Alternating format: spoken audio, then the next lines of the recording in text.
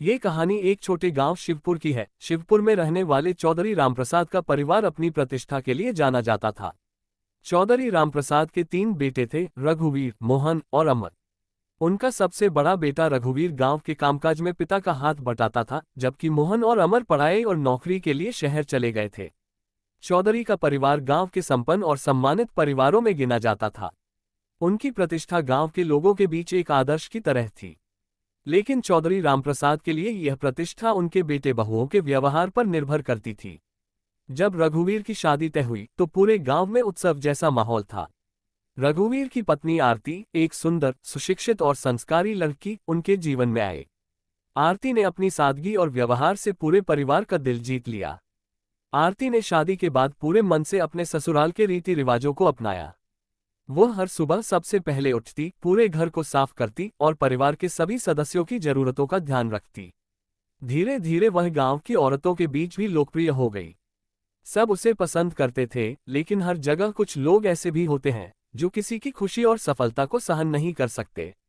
गांव की एक विधवा महिला कमला, जो चौधरी के परिवार की दूर की रिश्तेदार थी, आरती को पसंद नहीं करती थी। वह आरती की सादगी और लोकप्रियता से जलती थी।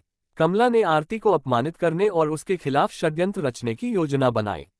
एक दिन गांव के मंदिर में भंडारे का आयोजन था। पूरा गांव वहां उपस्थित था।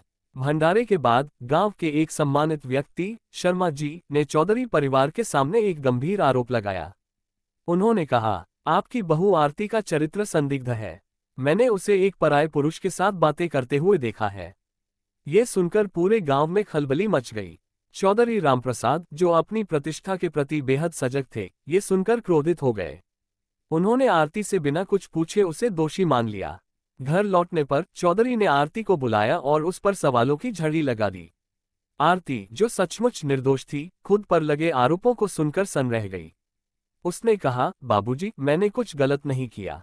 मैं निर्दोष हूँ। मुझे किसी झूठे आरोप के कारण अपमानित न करें। लेकिन चौधरी रामप्रसाद ने उसकी एक न सुनी। उन्होंने कहा, हमारा परिवार गांव में आदर्श माना जाता है। तुम्हारे कारण हमारी प्रतिष्ठा मिट्टी में मिल गई है। तुम इस घर में तब तक नहीं रह सकती जब तक तुम्हारी सच्चाई सामने नहीं आती। रघुवीर, जो अपनी पत्नी को बहुत प्यार करता था, भी समाज और परिवार के दबाव के कारण आरती का साथ नहीं दे सका। उसने भी आरती से दूरी बना ली। आरती को घर से बाहर निकाल दिया गया। आरती के लिए ये समय सबसे कठिन था। उसे अपने ही ससुराल से बेइज्जत होकर बाहर जाना पड़ा। लेकिन उसने हार नहीं मानी। उसने फैसला किया कि वह अपने सम्मान और सच्चाई के लिए लड़ेगी। आरती ने गांव के सरपंच के पास जाकर न्याय की मांग की। सरपंच, जो आरती के चरित्र को भली भांति जानते थे, ने उसे आश्वासन दिया कि वह इस मामले की जांच करेंगे। आरती ने अपनी मासूमियत साबित करने के लिए भगवान पर भरोसा रखा। उसने गांव के लोगों से भी अपील की कि वे सच का पता लगाने में उसकी मदद करें। सरपंच ने मामले की जांच शुरू की। उन्होंने मंदिर के पुजारी और आसपास के लोगों से बात की। धीरे धीरे सच्चाई सामने आने लगी। पता चला कि कमला ने आरती के खिलाफ ये झूठी साजिश रची थी।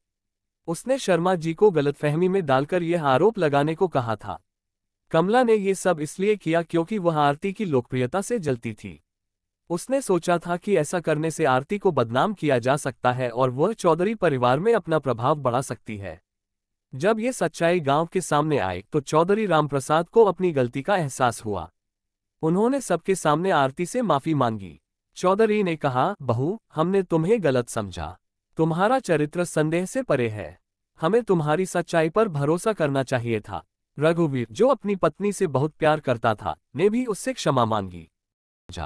तुम्हारा चरित्र संदेह से परे है। हमें तुम्हारी सच्चाई पर भरोसा करना चाहिए था।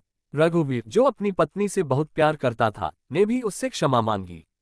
उसने कहा, मैं अपने परिवार और समाज के दबाव के कारण तुम्हारा साथ नहीं दे सका। मैं अपने व्यवहार पर शर्मिंदा हूँ।